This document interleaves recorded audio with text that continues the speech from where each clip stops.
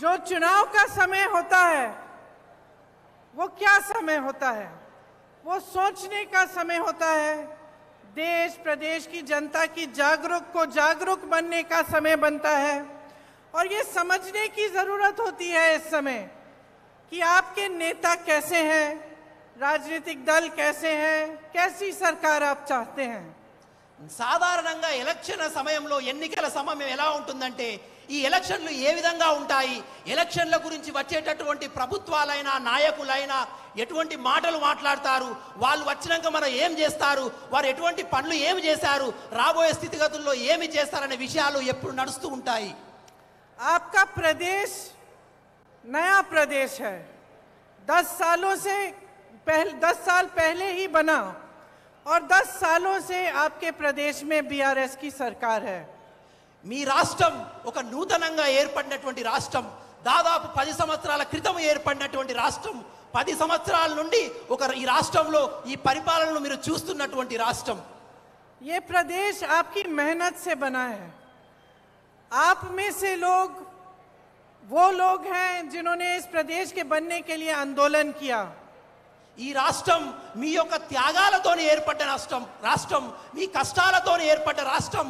ఈ రాష్ట్రం వెనుక మీ యొక్క బలిదానాలు, ప్రాణత్యాగాలు ఉన్నాయన్న విషయం నాకు తెలుసు। आप ही के त्याग से, आप ही की मेहनत से जाना जाता है।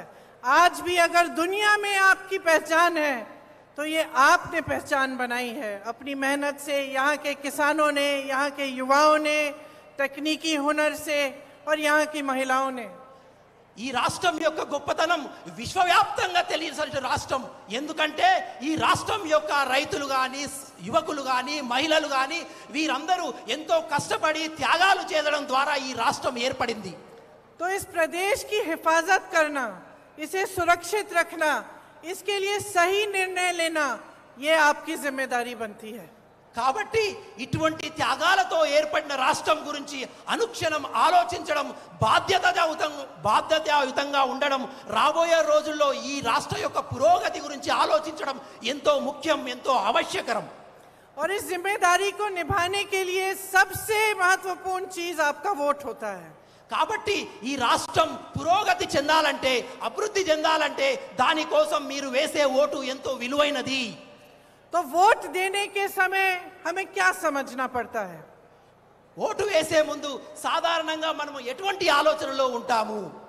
हमें समझना पड़ता है कि नेता की नीयत क्या है, उस राजनीतिक दल की नीतियां क्या है और किस तरह से हमारा फायदा, आपका फायदा, जनता का फायदा वो सरकार या वो राजनीतिक दल या वो नेता कर पाएगा। సాధారణంగా ఓటు వేసే ముందు మనం పార్టీల గురించి ఎలా ఆలోచిస్తామంటే వచ్చిన నాయకుల యొక్క నీతి ఎటువంటిది, ఆ పార్టీ యొక్క సైద్ధాంతిక విశేషాలు ఎటువంటివి, వారు రేపు ప్రభుత్వంలోకి వచ్చాక ఈ ప్రజలకు ఏమి చేస్తారనే విషయం పట్ల మనం ఎప్పుడు ఆలోచిస్తూ ఉంటాము।